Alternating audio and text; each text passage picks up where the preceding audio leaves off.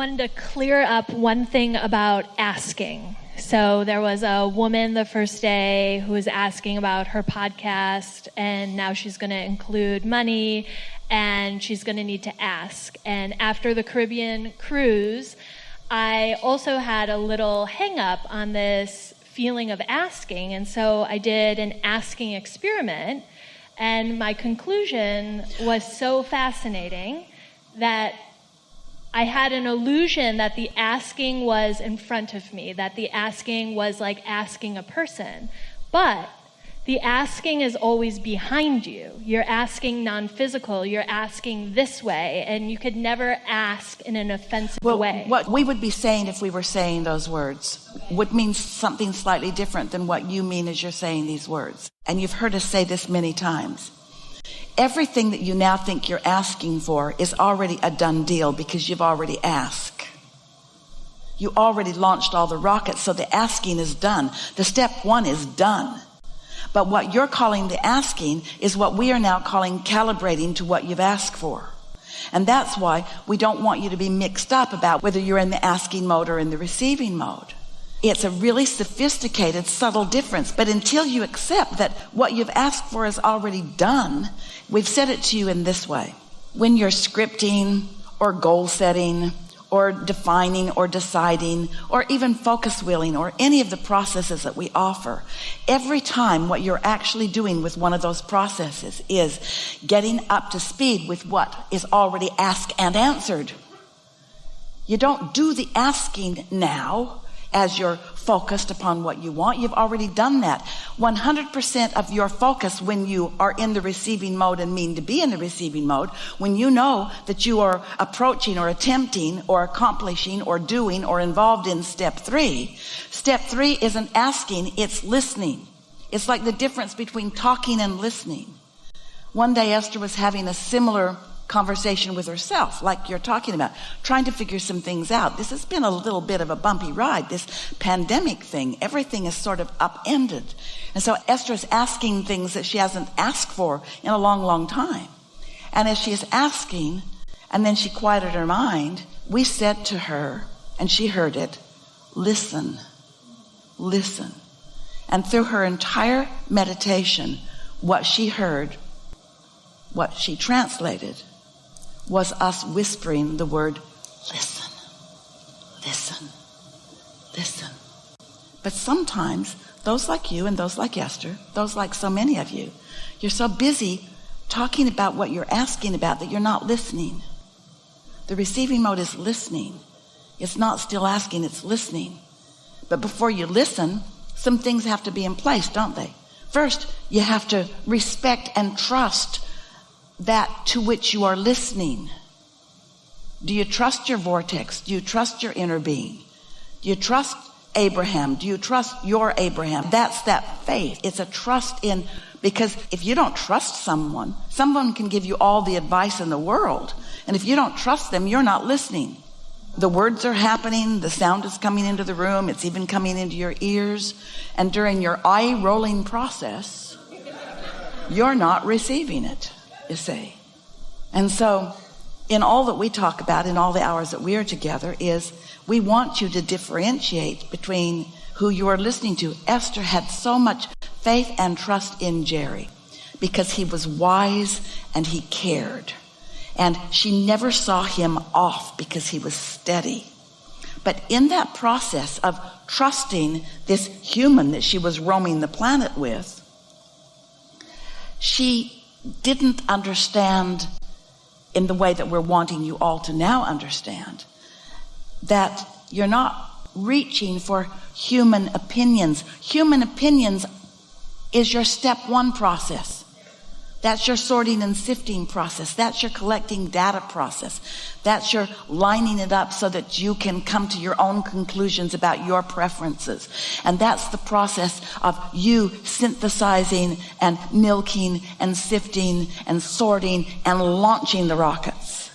So if you can hear us and you believe that you've launched rockets, and if you can hear us and you can believe that your inner being is there with all of that, then you know you have a guiding light, so to speak, a guiding emotion, so to speak, to listen for, to feel for. And you can feel when something's off. You can feel when it's off, whether it's coming from someone on television or whether it's coming from your own thought process. You can tell when it's off. That's why the process, does this feel a little better or does this feel a little worse? And if it feels a little worse, you are not listening to your source, because when you listen and hear your source, it always feels better. And that's what trust is. And we want you to find as much trust when you know it's off as you do when it's on.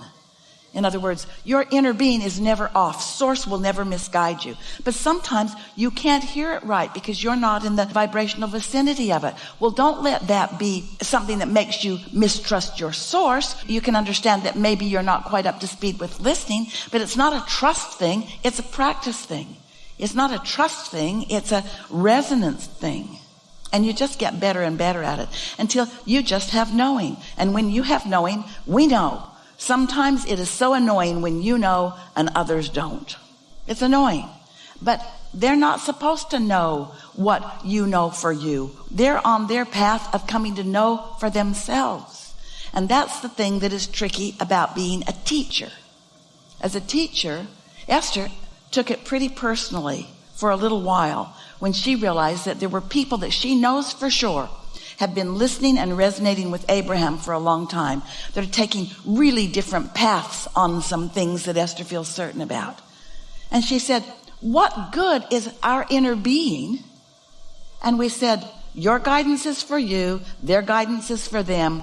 Your degree of alignment is for you, their degree of alignment is for them. Don't get in the middle of trying to define how well somebody else is doing with their relationship with their inner being. First of all, it's none of your business. Second of all, it'll make you nuts. Because you cannot possibly figure out how anybody else is doing with anything. It's you and your inner being and then. And the beautifulness of the step one experience. The human experience is mostly about step one. It really is. You help each other so much define who you are and what you want. And happiness really is about finding resonance with your own inner being and knowing when you are and knowing when you're not. On the topic of expecting, I play this game. I believe it's scripting. I journal about what I want before it's happened. We're just asking you this question for clarification for everyone. Do you journal to make it happen? Or do you accept that it's already happened and you journal to align with what's already happened? Do you hear the difference? Yeah. Journaling isn't the creative process. The creative process already happened. Journaling is the way you tune. Journaling is calibrating. Yes. I journal to calibrate my vibration. Yeah, good. I notice when I'm not feeling as on, I'll go a little more general. And when I'm feeling very on, I go very specific. That's the way. That's the way. Be as specific as you can be while you're still feeling good. And the better you feel, the more specific you can be. That's what trending is, you see. And so now let's think about this, because we haven't talked about this in this way before. Did you follow that?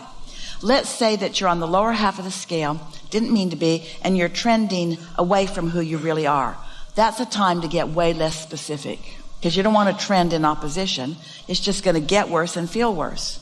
But when you're on the upper half of the emotional scale, feeling love and appreciation and all that good feeling stuff, the more specific you are, the more you trend in that direction. That makes that easy to understand, doesn't it? Yeah. And yet it's sort of counterintuitive to a lot of humans, because the worse things are, the more a lot of humans just try. You just dig in, you get more stubborn and more determined and more sacrificial, and you offer more effort, not realizing that you're having step one moments, but these are not allowing moments. So if you're feeling really good and you're getting very specific, yeah, are there any implications of getting too specific? No. No. And we also want to say, and you're going to like this, those specifics are coming from the knowledge of your inner being, and you're interpreting it. That's what's happening here in this gathering, both from us and from you. That's what's happening here is that the knowing is the non-physical part, and the you and the Esther part are doing the interpreting of it. And if either one of you were not right in sync with that, it would not be happening. Thank you. Really good. Really good.